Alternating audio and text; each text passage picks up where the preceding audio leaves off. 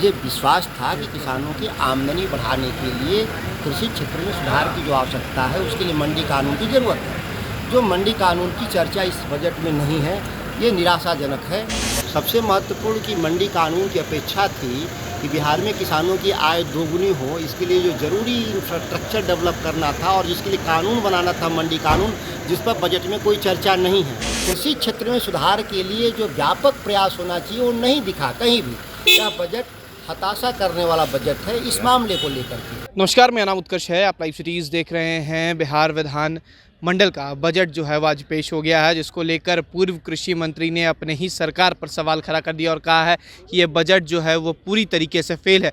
कृषि विभाग को तो लेकर पूरी ही तरीके से फेल है। हम सरकार से मांग करेंगे कि मंडी कानून को लेकर, तमाम मुद्दे को लेकर एक बार फिर से इस सदन में चर्चा होनी चाहिए। देखिए किस तरीके से क्या कुछ कह रहे हैं पूर्व कृषि मंत्री सुधाकर सिंह। 70% आबादी डिपेंडेंट है, उस पर कोई भी विशेष प्रावधान नहीं था। सबसे महत्वपूर्ण कि मंडी कानून की अपेक्षा थी कि बिहार में किसानों की आय दोगुनी हो, इसके लिए जो ज़रूरी इंफ्रास्ट्रक्चर डेवलप करना था और जिसके लिए कानून बनाना था मंडी कानून, जिस पर बजट में कोई चर्चा नहीं है। इसीलिए किसानों के लिए कानून बजट पूर्णतः निराशाजनक है और जिसकी मैं मांग सरकार से करूँगा कि आने वाले वक्त में इसको चर्चा मिले। आपकी पार्टी स्वाभाविक है, स्वाभाविक है। तो आप सुधाकर जी कैसे देखते हैं? आप भी तो उसी पार्टी के हैं ना?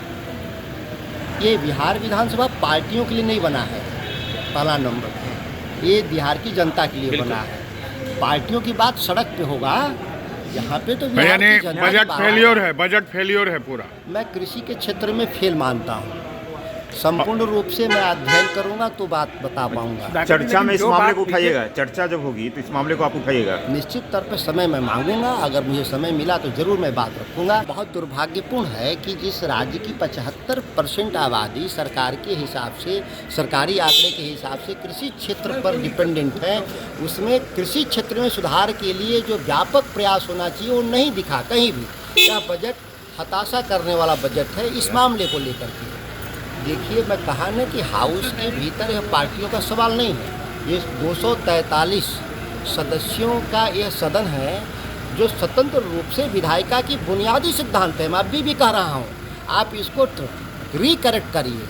यह राजनीति, चुनावी राजनीति होती है जो हम चुनाव लड़ते हैं 5 साल में, लेकिन हम चुनाव बाकी समयों में हम बिहार की जनता की भलाई के लिए संघर्ष करते हैं।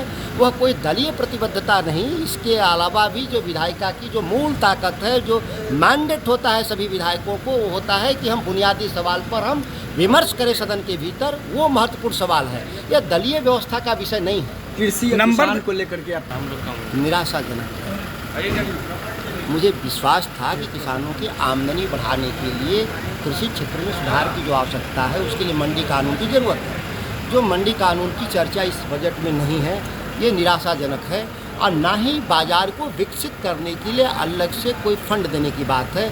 इसीलिए मैं इसको बहुत निराशाजनक मानता हूँ। अगर नंबर देने की बात हो तो सुधाकर जी कितना नंबर दीजिएगा 10 में इस बजट को? मैं कृषि क्षेत्र में तो 0 दूंगा। बाकी बजट को मैं भी पढ़ूंगा, इसको अध्ययन करूंगा तुलनात्मक रूप से, तब मैं इस पर बात करता हूँ। सुधाकर जी, मैं 2 फरवरी को सत्र, देखिए कहा होता क्या है, सत्र चलने से तो आपने साफ सुना, सुधाकर सिंह का कहना है कि यह जो बजट है वो पूरी तरीके से विफल है, पूरी तरीके से फेल है। सरकार ने किसानों को लेकर कुछ नहीं किया। मंडी कानून की जो व्यवस्था की बात हमने कही थी, तो तमाम मुद्दों पे सरकार ने कुछ नहीं किया है। तो मैं यही मानता हूँ कि यह जो बजट है ये पूर्ण रूप से फेल है। तो अब देखना होगा कि इस बयान के बाद किस तरीके से उनके ही पार्टी के नेता या विपक्ष बयान देती है। फिलहाल खबर में सिर्फ इतना ही। आप हमारे साथ बने रहे, हमारे चैनल को सब्सक्राइब नहीं किया है तो जल्द से जल्द कर ले। बहुत बहुत धन्यवाद।